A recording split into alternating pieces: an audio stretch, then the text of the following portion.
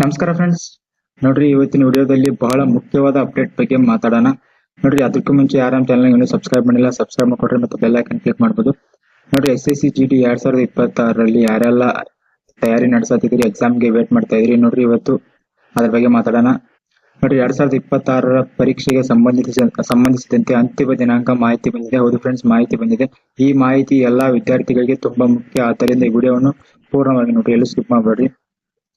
Friends, ಬಹಳ ದಿನಗಳಿಂದ ನಾವು ಎಲ್ಲರೂ ಕಾಯ್ತಾ ಇದ್ದ ವಿಚಾರ ಏನಂದ್ರೆ ಎಕ್ಸಾಮ್ ಡೇಟ್ ಯಾವಾಗ ಬರ್ತದೆ. ಇದಕ್ಕೆ ಈಗ ಕ್ಲಿಯರ್ ಅಪ್ಡೇಟ್ ಬಂದಿದೆ. ನೋಡ್ರಿ, ಏಪ್ರಿಲ್ 10, 2026ರ ಆಸುಪಾಸಲ್ಲಿ ಎಕ್ಸಾಮ್ ನಡೆಯೋ ಚಾನ್ಸಸ್ ಜಾಸ್ತಿ ಇದೆ. ಸೊ ಯಾರೆಲ್ಲ ಇನ್ನೂ ಪ್ರಿಪೇರ್ ಆಗತ್ತಿಲ್ಲ, ಈಗಲೇ ಪ್ರಿಪೇರ್ ಆಗ್ರಿ. ನೋಡಿ, ಇದರ ಅರ್ಥ ಏನು ಅಂತಂದ್ರೆ ಈಗ ನಿಮ್ಮ ಬಳಿ ತುಂಬಾ ಕಡಿಮೆ ಸಮಯ ಇದೆ. ಪ್ರಿಪರೇಷನ್ ಅನ್ನು ಸೀರಿಯಸ್ ಆಗಿ ತೆಗೆದುಕೊಳ್ಬೇಕು, ಲಾಸ್ಟ್ ಮೂಮೆಂಟ್ಗೆ ಬಿಡಬಾರ್ದು.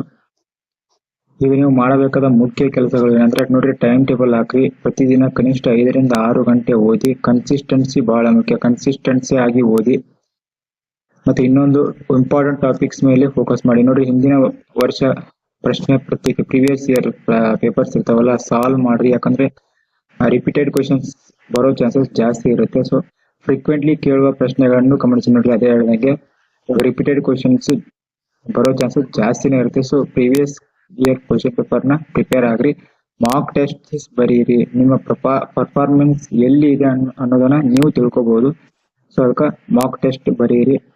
ಡೈಲಿ ಒಂದ್ 2 ಬರೀರಿ ಸಾಕು. ರಿವಿಷನ್ ತುಂಬಾ ಮುಖ್ಯ. ನೋಡ್ರಿ, ಒಮ್ಮೆ ಓದಿದ್ರೆ ಸಾಕಾಗಲ್ಲ ಫ್ರೆಂಡ್ಸ್, ಇದಕ್ಕೆ ಮತ್ತೆ ಮತ್ತೆ ರಿವೈಸ್ ಮಾಡ್ಲೇಬೇಕು, ಇಲ್ಲಾಂದ್ರೆ ಮರ್ತೋಗುತ್ತೆ.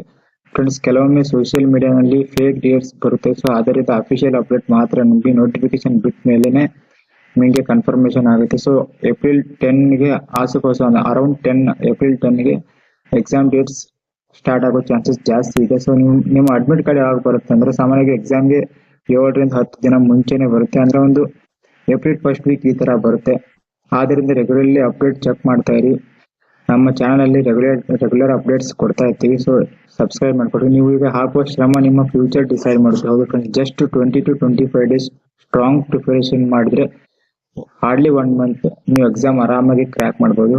ನೋಡಿ, believe in yourself. Hard work ಮಾಡಿದ್ರೆ ರಿಸಲ್ಟ್ ಖಂಡಿತ ಪಕ್ಕ ಬಂದೇ ಬರುತ್ತೆ.